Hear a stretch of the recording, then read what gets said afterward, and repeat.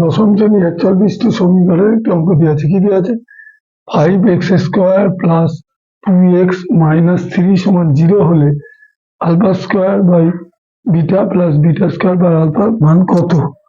তাহলে এখানে দুটো এবং দুটি বীজ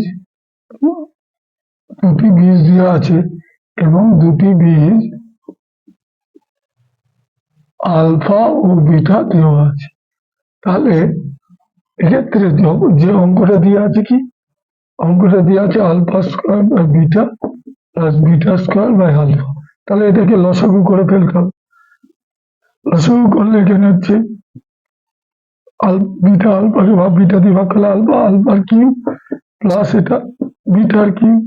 তাহলে এটাকে যদি সূত্র করি তাহলে আলফা প্লাস বিটার whole cube minus 3 into alpha beta plus alpha plus beta.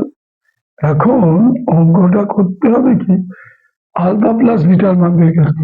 তাহলে এখানে আলফা প্লাস বিটা সমান কি আলফা প্লাস বিটা সমান মাইনাস বি বাই এ। তাহলে এখানে বি কত 2, তাহলে এখানে মাইনাস 2/5 আর সি কত আলফা ইন্টু বিটা কত আলফা ইন্টু বিটা হচ্ছে মাইনাস 3/5। তারপরে এখানে তাহলে মানটা বসাতে হবে। তাহলে মানটা বসাও।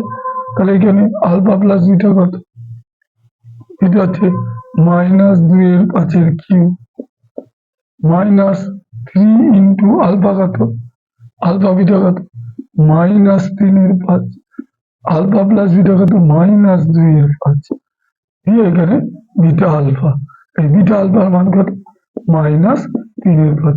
তাহলে এটাকে যদি কিউব করা যায় তাহলে এখানে যেহেতু 3 রয়েছে তাহলে এটা 2 কিউব 8, কিন্তু এখানে যেহেতু বেজোর তাই জন্য মাইনাসটা থাকবে। 5 কিউব 125, এখানে minus minus plus plus minus minus, তাহলে 18/25 আর এখানে মাইনাস 3/5। তাহলে এটাকে যদি ক্যালকুলেশন করা যায় 125 লসাগু, তাহলে 125 হচ্ছে এখানে মাইনাস 8 আর 5×25 এবং 125 5×90, এটা মাইনাস 3/5। তাহলে এখানে যোগ করলে কত হচ্ছে মাইনাস 98/125, এটা মাইনাস 3/5। এবার মাইনাস 98/125 গুণ এটা উল্টে গেল মাইনাস 5/3। তাহলে এবার মাইনাস মাইনাসে মাইনাসে প্লাস হয়ে গেল, 5 দিয়ে 125 কাটলাম 5×25 মাইনাসে মাইনাসে এখানে প্লাস হয়ে গেল। তাহলে উত্তরটা হচ্ছে প্লাস 98/75, এই হয়ে গেল এটার অ্যান্সার।